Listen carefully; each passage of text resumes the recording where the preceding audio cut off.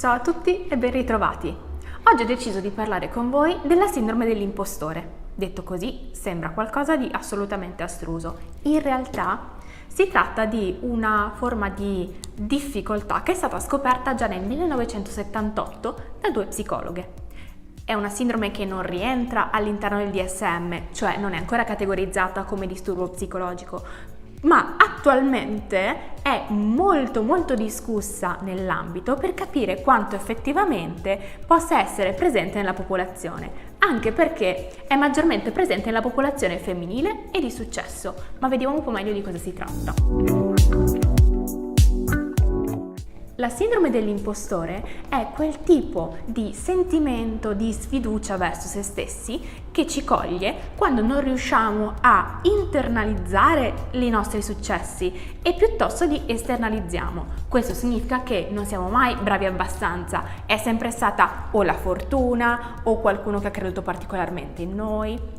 Al contempo c'è questo tipo di sentimento di essere effettivamente un impostore o un poser, ovvero qualcuno che in realtà non ha capacità reali. Sono le altre persone che devono semplicemente non riconoscere che in realtà siamo piccoli e non particolarmente strutturati.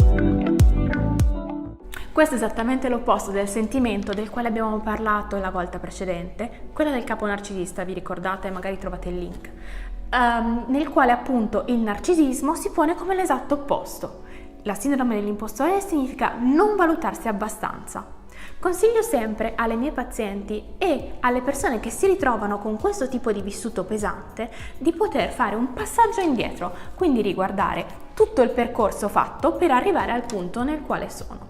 Grandi manager d'azienda per arrivare a quel livello sono passati attraverso un'università o dei corsi o comunque qualcosa che ha già valutato il loro valore, e le persone che ci danno un feedback positivo lo fanno perché effettivamente abbiamo dimostrato di valere.